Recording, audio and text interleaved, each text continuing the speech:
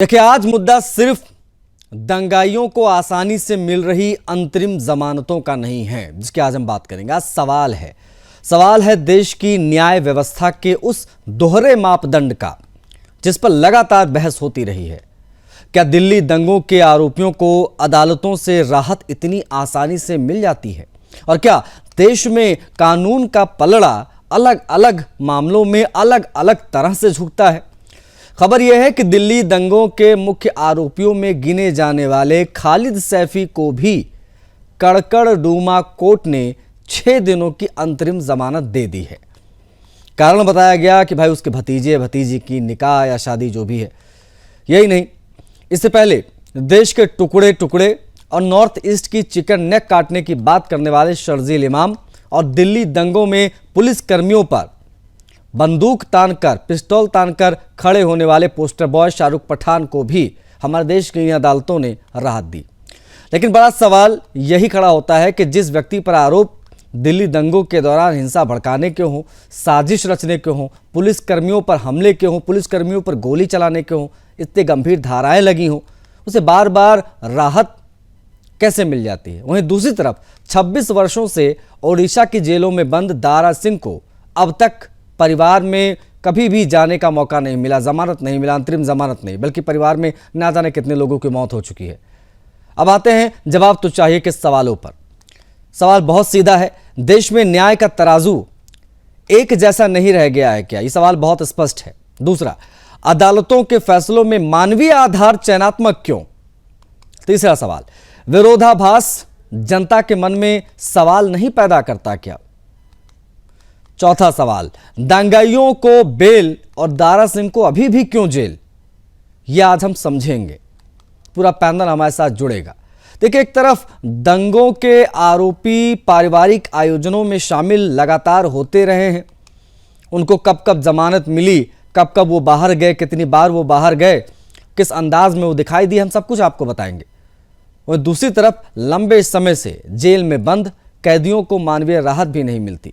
क्या अंतरिम जमानत का आधार इतना उदार होना चाहिए? अब मामला राष्ट्रीय सुरक्षा और सांप्रदायिक हिंसा से जुड़ा हो। क्या इस संदेश नहीं जाता कि गंभीर आरोपों के बावजूद सिस्टम नरमी बरत रहा है? आज की बहस सिर्फ खालिद सैफी को मिली जमानत पर हम नहीं करेंगे। आज की बहस न्याय के समान मानदंडों की, दंगों के पीड़ितों के अधिकारों की और उस भरोसे की जो जनता अदालतों से रखती है, क्योंकि सवाल बहुत हैं और जवाब चाहिए।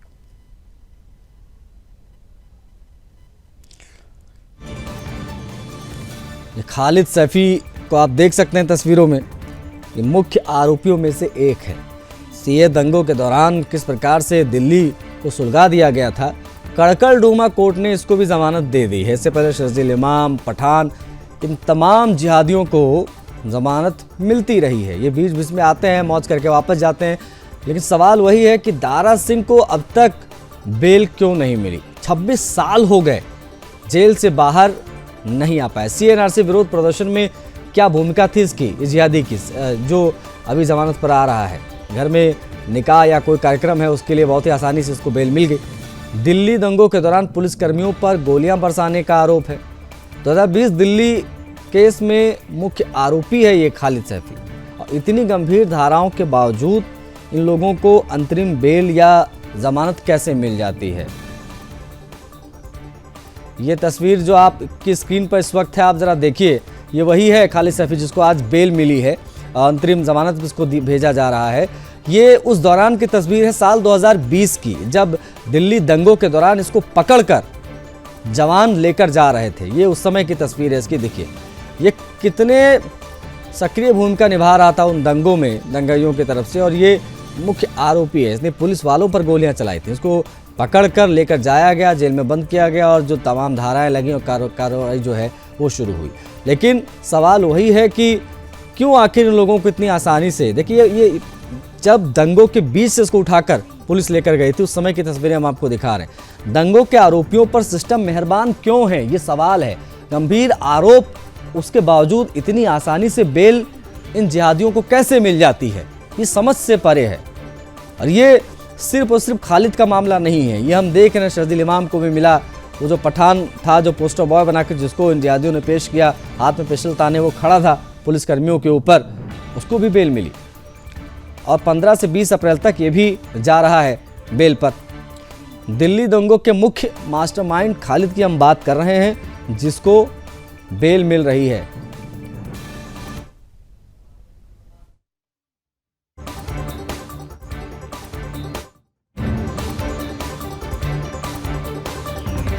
कनेक्ट हो गए, उनसे हम बात करेंगे। हमारे साथ कनिका भारद्वाज, अधिवक्ता सुप्रीम कोर्ट की, कनेक्ट हो गई हैं। बहुत स्वागत है आपका कनिका। हमारे साथ ललित कुमार, हिंदुवादी नेता, जुड़ गए हैं। ललित जी, आपका भी बहुत स्वागत है। सहर नकवी, मुस्लिम स्कॉलर, हमारे साथ जुड़ गए हैं, उनसे भी हम बात करेंगे। लेकिन कनिका भारद्वाज जी, सबसे पहले मैं आपसे समझना चाहूँगा, ये कहना गलत होगा क्या कि अदालतों में मानवीय आधार का इस्तेमाल चुनिंदा मामलों में ज़्यादा उदार हो जाता है? दारा सिंह और दंगा आरोपियों के मामले में इतना विरोधाभास क्यों हम देख रहे हैं, कनिका जी? देखिए, जो जब हम बेल का लॉ देखते हैं या इंटरिम बेल का अगर हम लॉ देखें, तो लॉ में एक सबसे कंफ्यूजिंग चीज, जो एक लूप होल या मैं कहूँ एक जुडिशरी को एक पावर दी गई है, वो ये है कि बेल के केसेस में जुडिशरी जो है अपना दिमाग लगा के अपने हिसाब से उनको डिस्क्रिशन दी गई है कि आप अपना दिमाग और अपनी सूझबूझ से कोई भी डिसीजन ले सकते हैं। तो ये जो पावर है, इसका मेरे को लगता है कहीं ना कहीं जुडिशरी मैं मिसयूज ही बोलूंगी मैं, क्योंकि जब हम ऐसे केस देखते हैं जहाँ पे एक जगह जो मैटर है वो नेशनल सिक्योरिटी का मैटर है, वो ऐसा मैटर नहीं है। अगर हम दारा सिंह जी का मैटर देखें, वो क्राइम अगेंस्ट स्टेट है, बट अगर हम दूसरे मैटर्स देखें तो वो नेशनल सिक्योरिटी के मैटर्स हैं। तो ऐसे मैटर्स में ये जो डिस्क्रिमिनेशन हो रहा है कि एक जगह आप इंटरिम दे रहे हो, बहुत ही इजीली दे रहे हो, और शादी के लिए शादी को अटेंड करने के लिए दे रहे हो, बट एक जगह आप फादर की डेथ हो गई, उसके रिचुअल्स करने के लिए भी आप इंटरिम नहीं देते हो, मदर की प्यूरिफिकेशन रिचुअल्स के लिए भी आप जो है इंटरिम नहीं देते हो। साथ ही में लोअर कोर्ट कहता है डेथ सेंटेंस, तो चलो हाई कोर्ट ने लाइफ इम्प्रिजनमेंट किया, बट उनका जो कंडक्ट है वो बहुत ही अच्छा कंडक्ट है, जिसकी प्ली अभी भी जो रेमिशन प्ली जिसको बोलते हैं वो 2022 में फाइल हुई थी, कि उनका जो सेंटेंस है वो कम किया जाए। और सुप्रीम कोर्ट ने हाई कोर्ट को ये डायरेक्शन भी दी है कि आप इसको जल्दी से जल्दी सुनवाई करिए, लेकिन हाई कोर्ट ने फिर क्या किया, हाई कोर्ट ने फिर उसको लंबा खींच दिया। आज 2026 हो गया है, कोई ऑर्डर नहीं है, कोई कुछ नहीं है। तो ये जो डिस्क्रिमिनेशन है वो क्यों है, ये सवाल हमें यहाँ पूछना चाहिए। सेकेंडली, ये सवाल पूछना चाहिए कि ऐसा कौन सा ग्राउंड है, ऐसा कौन सा बेसिस है कि एक केस में आप इंटरिम पे इंटरिम दिए जा रहे हो, वो भी शादी अटेंड करने के लिए, और दूसरे केस में आप किसी की पेरेंट्स की डेथ पे भी इंटरिम नहीं दे रहे। मैं कह रही हूँ चाहे आप 6 दिन की इंटरिम दो, 5 दिन की इंटरिम दो, लेकिन इंटरिम बनती थी और क्यों नहीं दी गई, मुझे लगता है इसका फैसला सुप्रीम कोर्ट को करना चाहिए। ठीक, ओके, आप प्लीज बने रहिएगा। ललित जी भी हमारे साथ, हिंदुवादी नेता है। ललित जी, दंगाइयों पर बार बार नरमी को आप किस प्रकार से देख रहे हैं? और दारा सिंह 26 साल से तरस रहे हैं अपने परिवार को देखने के लिए, जेल में लगातार वो बंद है, पूरी जिंदगी उनकी उसमें बीत गई जेल में, लेकिन उनको कभी जमानत नहीं मिली, अंतरिम जमानत नहीं मिली। आप किस प्रकार से देखते हैं इस विरोधाभास को, ललित जी? देखिए, बहुत चिंता का विषय है ये। एक व्यक्ति जो खतरा देश सुरक्षा, उसको बार बार बेल मिल रही है, कहीं पर पहले भी मिल चुकी है। जो बता रहे हो पठान, जो उनका पोस्टर बॉय है, उसके वाइफ में चुनाव भी लड़ा था, जितना मुझे याद आ रहा है। हाँ, बिल्कुल। अब ये व्यक्ति एक उसमें जाएगा कार्यक्रम के अंदर, इस पे जो आरोप है वो लगे हैं दंगे भड़काने के, विवादित भाषण देने के। अब इस बात की क्या गारंटी है, व्यक्ति शादी समारोह में जाएगा, वहां भीड़ कितनी होगी, वहां ऐसी कोई बात नहीं करेगा इससे देश का माहौल बिगड़े, दिल्ली का जिससे माहौल बिगड़े बार बार। तो कोर्ट को सोचना चाहिए ऐसे व्यक्तियों को जो खतरा जैसी सुरक्षा को, इनको किसी भी हालत में ऐसे कार्यक्रम की परमिशन मिलनी नहीं चाहिए मेरे हिसाब से। तो अब बात है दारा सिंह जी की, वो अपनी सजा काटने लग रहे हैं, और जैसे कि कनिका जी ने बताया, उनका जो ऑफेंड है वो देश की सुरक्षा खतरा नहीं था। वो उन्हें जो भी किया जैसा भी था, सजा उसको उनको मिल चुकी है, भुगत भी रहे हैं वो। 26 साल से वो एक दिन की जेल से बाहर नहीं आए। उनकी माता जी एक्सपायर हुई, पिताजी भी एक्सपायर हुए, बहुत कुछ घर में हुआ उनके, उसके बाद भी उन्हें किसी बेस पे बाहर आने नहीं दिया। और बार बार देखने को आता है जो ऐसे लोग हैं उन्हें बहुत जल्दी पैरोल मिल जाती है, जमानत मिल जाती है। तो कहीं ना कहीं परसेंटेज खड़ा होता है कि हम लोग किस तरफ जा रहे हैं। ठीक, ओके। सैर नकवी भी हमारे साथ हैं, उनसे हम बात करेंगे, बतौर मुस्लिम स्कॉलर हमारे साथ कनेक्ट हैं। सैर, दिल्ली दंगों के सभी आरोपियों की अगर हम बात करें तो उनको बहुत ही आसानी से अंतरिम जमानत, ये तमाम चीज़ें मिल रही हैं, इसको किस प्रकार से देखा जाए, ये सही है गलत, आप इसको किस प्रकार से देखती हैं? और आपको नहीं लगता कि देश में ये विरोधाभास जैसा माहौल बनता है लोगों के बीच जब इस प्रकार की चीज़ें दिखती है कि दिल्ली दंगों के वो तमाम आरोपी जिनके तमाम वीडियोस हमने देखे, जिन्होंने दंगे भड़काए, गोलियां चलाई, वो बहुत ही आसानी से छोटे छोटे मामलों के लिए भी बाहर आते हैं और दारा सिंह जी अभी भी जेल में बंद हैं। देखिए, दारा सिंह जी जेल में बंद है, उनकी मेरिट पे केस सुनवाई हो रही होगी। और रही बात इनके केस की, तो इनके केस की मेरिट क्या है, और कोर्टें जब जजमेंट देती हैं तो मेरिट को देखकर ही देती हैं कि ये आदमी का रिकॉर्ड क्या है, मेरिट क्या है, और इनको रिहा करना चाहिए इंटरिम बेल पे। ये पैरोल है और पैरोल कुछ ही दिनों के लिए ग्रांट हुई होगी, उसके बाद पुलिस कस्टडी में रहेंगे। अभी भी ये रूल्स है कि ये पुलिस कस्टडी, पुलिस उनके आसपास रहेगी, कहीं भी वो आना जाना करते हैं, कहीं पे भी जाते हैं तो पुलिस साथ में स्कॉट करेगी, लेकर जाएगी और वापस 15 दिन के बाद वो कोर्ट में सरेंडर करेंगे और सरेंडर करने के बाद फिर से पुनः जेल में चले जाएंगे। ये पैरोल है। और आपने कहा कि आपको दिक्कत इसलिए है कि वो क्या बोलते हैं, दिल्ली दंगों का आरोपी है या फिर जो भी है मुस्लिम है, इसलिए आपको दिक्कत हो गई है। और रही बात दारा सिंह की जी की, तो आप जो है वो भी अपराधी हैं, उनका भी केस मेरिट पे ही सुन रही होगी ना कोर्ट, तो उनको नहीं दे रही है तो उनके केस में पुलिस की चार्जशीट ऐसी होगी कि उनको इंटरिम बेल नहीं मिल रही है। इनमें चार्जशीट पुलिस ने, ये भी कोर्टें भी जान रही हैं कि कुछ दिनों से जो मुस्लिम के अगेंस्ट प्रोपेगेंडा रच रच के चार्जशीटें लगाई गई हैं, तो कुछ तो गड़बड़ है कि देश के विरोधी है, देश के आजकल तो देखिए सारे मुस्लिम ही देश विरोधी आपको नजर आते हैं, कोई भी देशभक्त नजर आता है। समझ गया मैं ना सर नकवी, जैसे आप बोलना शुरू करती हैं तो आजादी की जंग लड़ी मिलके, वो भी आपको देश विरोधी। नहीं, जैसे आप बोलना शुरू करती है ना सर नकवी जी, वालों को भी कहेंगे कि वो भी देश विरोधी थे जो आजादी के लिए मुस्लिम शहीद हो गए, अपनी शहादत दे दी। सर नकवी जी, जैसे आप बोलना शुरू करती है मैं बस इंतजार करना शुरू कर देता हूँ कि आपका विक्टिम कार्ड कब निकलेगा, और तुरंत निकलता है 30-40 सेकंड के अंदर ही अंदर। नहीं, जब आपके देखिए तुरंत निकलता है। हिंदू मुसलमान की तो मैंने बात ही नहीं की, मैंने तो सिर्फ और सिर्फ मैंने आज तमाम दर्शकों ने देखा कि हमने यहाँ पर कोई हिंदू मुसलमान की बात नहीं की, हमने सिर्फ और सिर्फ कहा कि कानून का पलड़ा अलग अलग मामलों में अलग अलग तरीके से झुकता है क्या, ये आधार है, इसी पे हम बात कर रहे हैं। लेकिन देखिए किस प्रकार से ये शर्जील इमाम जैसे जिहादी के बचाव में खड़ी हो गई, जो कहता है कि देश के नहीं हम नॉर्थ ईस्ट को अलग कर देंगे, ये देखिए कैसे खड़ी हो गई। ये वारिस पठान के वो जो भी है क्या नाम, शाहरुख पठान, उसके लिए खड़ी हो गई, ये सैफी के लिए खड़ी हो गई।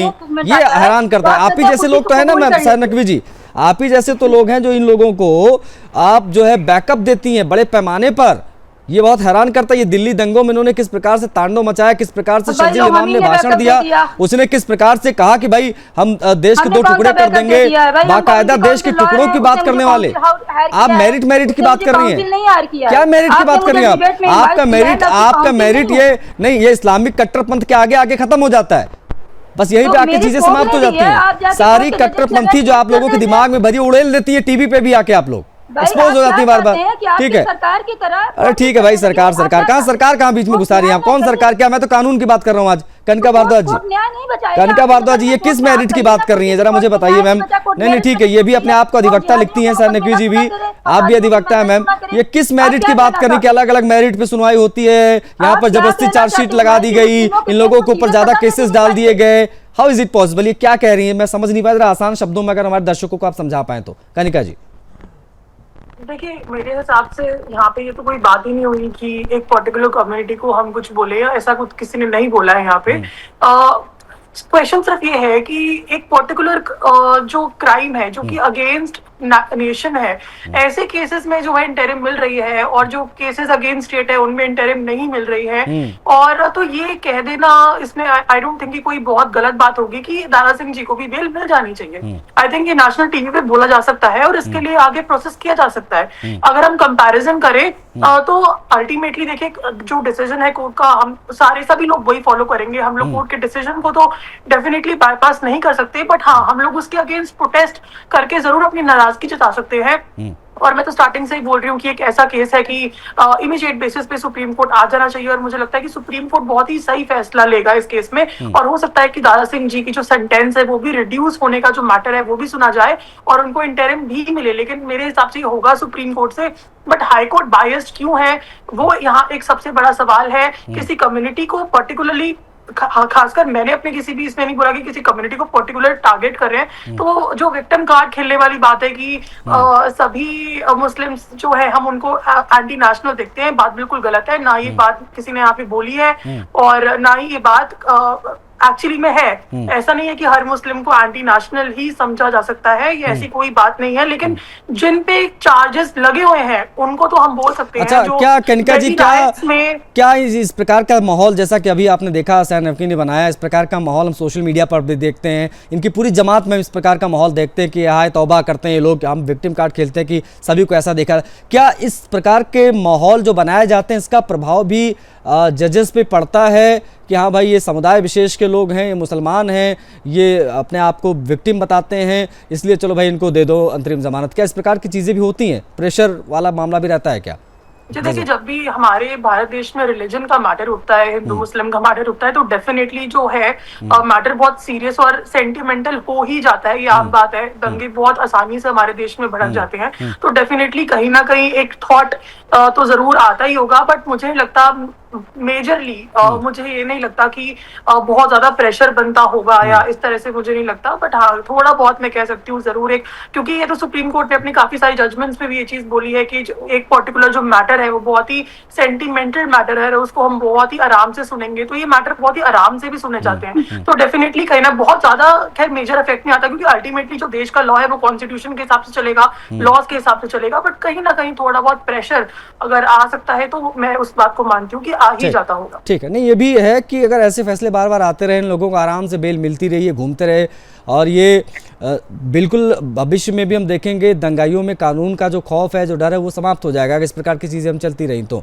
हम फिर से नहीं दिल्ली दंगा देखना चाहेंगे ना, तो ये अपने आप में बेहद महत्वपूर्ण। बिल्कुल ऐसी बात है, खासकर जैसे कि विक्टिम कार्ड जो एक्चुअली बहुत बड़ी प्रॉब्लम है कि हम सारे मुस्लिम को एंटी नेशनल देखते हैं, ऐसा बिल्कुल नहीं है। सिर्फ उन्हीं लोगों को टारगेट किया जाता है जिन पे चार्जेस लगे हैं, जो लोग अगर रायट में जो मौजूद थे, जो वीडियो है जिन पे आप मना वो शाहरुख पठान क्या नाम था, वो हाथ में ऐसे पिस्टल तान के खड़ा था पुलिस कर्मियों के ऊपर, वो उसको पोस्टर बॉय, उसको तरीके लोगों ने पेश किया, उसके ऊपर उससे संबंधित धाराएं लगी, उसके आधार पर चीजें चली, तो अब उसमें कहां से विक्टिम कार्ड आ गया? प्रत्यक्ष को क्या प्रमाण की आवश्यकता है? लेकिन फिर भी हुसैन नकवी जी को लगता है कि नहीं, इनके ऊपर जाति हो रही है, इनको ऊपर जबरदस्ती सरकार के दबाव में जबरदस्ती धाराएं लगाई गई, मुसलमान है बोल के परेशान किया जा रहा है, ये वाला विक्टिम कार्ड की बात हो। एनीवेज, ललित कुमार भी हमारे साथ हैं। ललित जी, यहाँ विषय सिर्फ और सिर्फ इतना है कि कानून का पलड़ा अलग अलग मामलों में अलग अलग तरीके से क्यों झुकता दिख रहा है, इन लोगों को इतनी आसानी से बेल क्यों मिल रही है? अब इसमें कहाँ हिंदू मुस्लिम की बात हुई, लेकिन हुसैन नकवी जी बार बार यही कह रही है कि भाई ये आप टारगेट कर रहे हो हम लोगों को, क्यों? जो आदत है हिंदू मुस्लिम करने की, देखिए ये मामला था देश की सुरक्षा को लेके, एक दंगाई है, हमने तो बोला नहीं मुसलमान है, जो भी है, जो है वो तो वही रहेगा, हम बदल नहीं सकते उसको। बात ही है बार बार इनको बेल मिलना, और जब लोग बाहर आते हैं इनका स्वागत ऐसे किया जाता है कोई योद्धा आया हो। आपने भी शाहरुख की बात की, और भी है, ऐसा लगता है कोई योद्धा युद्ध जीत के वापस आ रहा है। तो ऐसे जब माहौल करते हैं तो ये लगता है कि अच्छा करके आ रहा है ये। इतने जब आतंकवादियों का जनाजा निकलता है, जनाजे की नमाज होती है, उसके अंदर लाखों लोग इकट्ठे हो जाते हैं, ये इसको हीरोफाई करते हैं, हीरो बनाते हैं ना उसको। बात तो ये हमारे आप समाज के बाद में हिंदू मुस्लिम करना चाह नहीं रहा था ना, तो शहर जी ने किया। कोई भी हिंदू अगर कोई गुंडा भी मरता है तो परिवार साथ में कभी नहीं आता उसके, पर जैसे ही कोई धर्म विशेष का आतंकवादी मरता है, याकूब मेमन मुंबई में मरा, फांसी दी गई उसको, कितने लाख लोग इकट्ठे हुए थे उस जनाजे में उसके। कश्मीर वाला कोई आतंकी था, वानी करके, क्या नाम था उसका, बुरहान वानी था जो, इकट्ठे हुए। ये शाहरुख पठान बाहर आया, हीरो बना दिया, चुनाव लड़वा दिया उसको, तो संदेश तो दे रहे हो ना कि आप दंगे करो, जेल जाओ, जब बाहर आओगे आपका हम स्वागत करेंगे, हम चुनाव लड़वाएंगे आपको, और हम पोस्टर वो बनाएंगे आपको अपने समाज का। तो ये देश की सुरक्षा खिलवाड़ करने लगे हैं, और ऐसे जो लोग इन्हें सहयोग कर रहे हैं, समर्थन कर रहे हैं, इन पर प्रश्न चिन्ह खड़ा होता है कि इनका झुकाव भारत की तरफ है या फिर धर्म के प्रति झुकाव है इन लोगों का। ठीक, ओके। हुसैन नकवी, ये देश के टुकड़े करने की बात करना, भरी सभा में कहना कि नॉर्थ ईस्ट हम अलग कर देंगे, चिकन नेक काट देंगे, ये हमारा जो है ब्लूप्रिंट रहने वाला है, हम किस प्रकार से देश के टुकड़े करेंगे, शर्जील इमाम ने ये तमाम चीज़ें की, दिल्ली दंगों में किस प्रकार से पुलिसकर्मियों पर गोली चलाई गई, ये तमाम गंभीर बातें हैं, उसके बावजूद आपको ये क्यों लगता है कि आपको टारगेट किया जाता है? आपको नहीं लगता ये दबाव बनाने के नैरेटिव है जो आप बार बार जो है गढ़ने की या मढ़ने की कोशिश करते हैं हर जगह पर, हर प्लेटफॉर्म पर? सर नकवी जी, देखिए, जिसको मारा जाता है आवाज भी वही उठाता है। जब आप किसी को बार बार पीटेंगे, मारेंगे, जिहादी कहेंगे, कट्टरपंथी कहेंगे और देश में हिंदू मुस्लिम जैसा माहौल बनाएंगे, मौका देता कौन है मैम? ये मौका देता कौन है? मानसिकता का बंटवारा करते हैं, आप विचारधारा पे चलते हैं। वरना ये हिंदूवादी संगठन क्या है बताइए? अगर कोई मुस्लिमवादी संगठन बना दिया जाए तो आप कह देंगे भैया यही जिहादी आतंकवादी, इसको पकड़ लो। अब हिंदूवादी संगठन है, नहीं आतंकवादी हो सकता है, ना ये जिहादी हो सकता है। आपका भी बजरंग दल होगा, वो भी आपका बिल्कुल राष्ट्रभक्त है, हिंदूवादी राष्ट्रभक्त है। हाँ बिल्कुल है, बिल्कुल है ना, बिल्कुल है मैम। आपकी विचारधारा सिवी नहीं है ना, राष्ट्रभक्ति है। आप किसी के घर में जाकर झंडा टांग दीजिए, नहीं तो शर्जील इमाम आपको देश नहीं, शर्जील इमाम आपको देशभक्त लगता है? और सुनिए ना, न्यायालय सुनिए, न्यायालय तो आपने जितना भरोसा करना तो आपने कर लिया। अब मुझे बताइए मैम, हाईकोर्ट में एडवोकेट हूं, अकॉर्डिंग, हाँ ठीक है, आप हाईकोर्ट में एडवोकेट हैं, लेकिन अभी आप यहाँ बतौर एक मुस्लिम स्कॉलर हैं। ब्लड डोनेशन करता बजरंग दल, बजरंग दल मैं क्या कह रहा हूँ, शर्जील इमाम देशभक्त है आपके हिसाब से? शर्जील इमाम देशभक्त है क्या? नहीं करते। शर्जील इमाम देशभक्त है क्या? शाहरुख पठान देशभक्त है क्या? ये सैफी देशभक्त है क्या? अगर कल को कोर्ट उसे डिस्चार्ज अरे कर देगी कल तो को फिर कोर्ट, तब आप क्या कहेंगे? हो सकता है मेरिट पे कोई केस डिस्चार्ज हो जाए। कभी कभी आपके भाई बहनों के खिलाफ भी केस लागू होते हैं जेलों में। आपके हिंदू नहीं, नेता मैं ये नहीं समझ रहा हूँ ना, नहीं वही बात है ना सैर नकवी, इतने लाख, सुनिए सैर नकवी जी, इतने लाख हिंदू कश्मीर से मार के भगा दिए गए। सुनिए सैर नकवी जी, अरे सुनिए, हो गया विक्टिम कार्ड। लगातार बोलती क्यों रहती है भाई सैर नकवी, लगातार कंटिन्यूसली क्यों बोलती रहती हैं? अरे मुझे मेरा काम तो करने का अवसर दीजिए, मैं क्रॉस क्वेश्चन पूछना चाहता हूँ, आप कंटिन्यूसली बोलने लग जाती है, जिसको लगता है कि अगर मैं रुक गई एक भी सेकंड तो सामने वाला हावी हो जाएगा, इससे अच्छा है मैं बोलती रहूं। मेरा सवाल बड़ा साधारण सा है कि आप बार बार ये कहते हैं कि टारगेट किया जाता है। टारगेट तो कश्मीरी हिंदुओं को भी किया गया था, लाखों की संख्या में कश्मीरी हिंदू भगा दिए गए। अगर वो सब आतंकवादी बन जाते तो सैर नकवी आप यहाँ बैठ पाती? ये बताइए, आप गलत मैं क्या पूछ रहा हूँ आपसे, चलना चाहिए। वो सभी अगर आतंकवादी बन जाते जो भगाए गए वहां से, जिनके ऊपर जातियां हुई, तो क्या वो आतंकवादी बन जाते? आप यहाँ पे बैठ पाती? ये बताइए मुझे। बोलते हैं न्यायालय में काम करते हैं, मुझे ये आपकी तरह हिंदू मुस्लिम की राजनीति नहीं। अरे हिंदू मुस्लिम की राजनीति शुरू ही आपने की है, विक्टिम कार्ड पहले निकाला ही आपने मैम, हमने तो कोई बात ही नहीं की, हम तो सिर्फ कानून की बात कर रहे थे, इसलिए हमने सुप्रीम कोर्ट के अधिवक्ता को बुलाया। मैं आगे भी करती रहूंगी। हाँ, मैं जब समाज में सोशल एक्टिविस्ट भी हूँ और हिंदू मुस्लिम महिलाओं की मदद करती हूँ, सब करती हूँ मैं। आप सब कुछ है। आप कौन है? आप कह रहे हो ना, आप सोशल एक्टिविस्ट भी हैं, आप मुस्लिम स्कॉलर भी हैं, आप अधिवक्ता भी हैं, आप ऑलराउंडर हार्दिक पांड्या हमारी, उसकी मैं बात ही नहीं कर रहा हूं। मैं बस आपसे ये कह रहा हूं मैडम कि आज जो विक्टिम कार्ड आप निकाल रही हैं, इस विक्टिम कार्ड की आवश्यकता क्या? हम तो सिर्फ और सिर्फ कानून के पेज को समझ रहे हैं कि क्या ये चीजें होती हैं क्या? नहीं, देश में न्याय का तराजू एक जैसा नहीं रह गया क्या? आज हम ये समझने की कोशिश कर रहे हैं क्या ये नहीं, आप बता सकते हैं मैम? मैं वही तो आपसे कह रहा हूँ, की बात कर रहे हैं कि आपके न्यायालय के जजमेंट पर टिप्पणी कर रहे हैं। अदालत के क्यों नहीं सवाल उठा सकते भाई? हम नहीं, कोर्ट के जजमेंट पे कोई हम बिल्कुल उठा सकते हैं सवाल, हमारा अधिकार है, हमारा अधिकार है, हम सवाल उठा सकते हैं, हमको है राइट। ये क्या बात हुई? ये क्या बात? क्यों नहीं कर सकते? हम सवाल उठा सकते भाई, ये खुद हमारे संविधान में अनुमति, अगर फलाने कोर्ट से चीजें मिलती तो वहां पर अपर कोर्ट में जाकर अपील कर सकते, तमाम चीजें। नहीं, कनका भारद्वाज जी, क्या ऐसा होता है क्या कि हम इसमें बात भी नहीं कर सकते कि अगर किसी को अंतरिम जमानत मिल गई तो? देखिए, एज पर द लॉ हम कभी भी पीसफुल प्रोटेस्ट भी कर सकते हैं, डिबेट भी कर सकते हैं, और अगर कोई ऐसी पर्टिकुलर जजमेंट है जो जनता को पसंद नहीं आई है, उस पर हम डिबेट कर सकते हैं, उस पर बातचीत कर सकते हैं। और अगर ऐसा कोई चीज है जो हमें समझ नहीं आ रही, उसकी MPIL भी फाइल कर सकते हैं, उसमें रिव्यू भी डाल सकते हैं, बहुत सारी चीजें हम कर सकते हैं। तो ये कहना तो सही नहीं है कि डिबेट नहीं कर सकते या सवाल नहीं उठा सकते। 100% ये सब चीजें हम कर सकते हैं, इसमें कोई रोक टोक नहीं है। और बट हाँ, अल्टीमेटली मैं यही कहूंगी कि कोर्ट का जो फैसला आया है उसको आप मानने से इनकार तो डेफिनेटली नहीं कर सकते, लेकिन हमारी जो रेमेडीज हैं आगे वो जरूर यूज कर सकते हैं, जो मुझे लगता है दारा सिंह के परिवार को अब करनी चाहिए और सुप्रीम कोर्ट आ जाना चाहिए। नहीं, वाकई में, और ये बहुत महत्वपूर्ण हो जाता है। लेकिन सैर नकवी जी को समझ नहीं आता है, उनको यही लगता है कि बार बार इनको टारगेट किया जा रहा है। सैर नकवी जी, ऐसे कैसे काम चलेगा बताइए? आप यही बार बार चीजें निकाल देती हैं कि नहीं भाई टारगेट किया जा रहा है। देखिए, आप काम चलने देंगे अगर, तो जो पॉलिटिकल एजेंडे आप लोग रन कराते हैं ये समाज में रन नहीं करेंगे। अगर नफरत नहीं फैलेगी तो कई पार्टियों की राजनीति एकदम खत्म हो जाएगी। और अगर मुस्लिम को मारा नहीं जाएगा, काटा नहीं जाएगा, तो फिर राजनीति कैसे चलेगी? हाँ, आप यही बता मुसलमान ही दीजिए कि मारे, राजनीति मुसलमान का ही काटे, है तो तभी चलेगा। दिल्ली दंगों में गोलियां चलाए, नहीं वो आईबी के इंस्पेक्टर को काट कर नाले में फेंक दे, है ना, और उसकी बॉडी कई दिनों के बाद मिले। हाँ, वो करे, हाँ, वो करता रहे, वो करता रहे। सही बात है।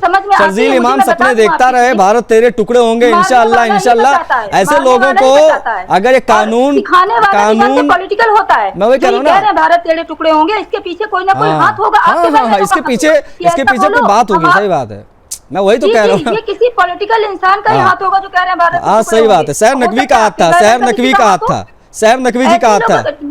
ललित जी, तो नेता है। ललित जी क्लोज करिए भैया। हाँ ठीक है। मैं कौन सा लीडर हूँ? मैंने आप तो मुझे लगता है आपने ज्वाइन कर लिया कोई AIM या कोई पार्टी कांग्रेस वगैरह। हाँ जी, ज्वाइन तो नहीं करी है, मेरा विचार भी नहीं है कोई। हिंदू है जिसने भारत नारेबाजी की, हम उसका भी विरोध करते हैं। हम तो हम धर्म देख के बख्शीश का नहीं लेते। गलत बोला जाएगा, हमारे लिए पहले भारत है, जन्मभूमि हमारी सबसे बढ़कर हमारी है। वो हिंदू और मुस्लिम कोई भी भारत के खिलाफ बात करेगा, उसका विरोध करेंगे। ये हिम्मत आपके अंदर नहीं है। मैं खुलेआम बोलता हूँ, कन्हैया कुमार जो नाम से हिंदू है, हम सब ने उसका विरोध किया। क्यों? क्योंकि उसने भारत के खिलाफ नारेबाजी की, देश के खिलाफ। तो हमने बिल्कुल सही बात। आप में हिम्मत है वो करने की?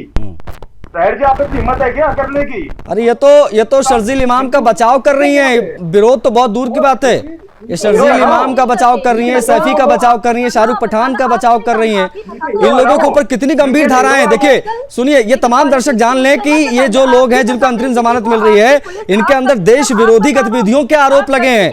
इनके ऊपर दिल्ली में दंगे करने के आरोप हैं, साजिश करने के आरोप हैं, पुलिस कर्मियों पर गंभीर हमले करने के आरोप हैं। उसके बावजूद ये देखिए पॉलिटिकल लीडर का हाथ वाला विक्टिम कार्ड कंटिन्यूसली जारी है। हाँ, आप ही बचाते हैं, आप ही बचाते हैं। चलिए, बचाने वाला भी वही है। ठीक है मैम, हमने कोई भी बात नहीं की, सारा का सारा विक्टिम कार्ड आपने निकाला, माहौल पूरा आपने बनाया। मेरे पास समय इतना ही था। बहुत आभार आपका कनिका जी, आपने समय दिया। ललित जी आपका भी बहुत आभार, और शहर नकवी आपका भी बहुत आभार समय देने के लिए। दंगाइयों को जमानत, हिंदुओं पर कयामत, ये क्यों? ये अपने आप में बहुत बड़ा सवाल है। चर्चा में इतना ही, मुझे आज्ञा दीजिए। जय हिंद।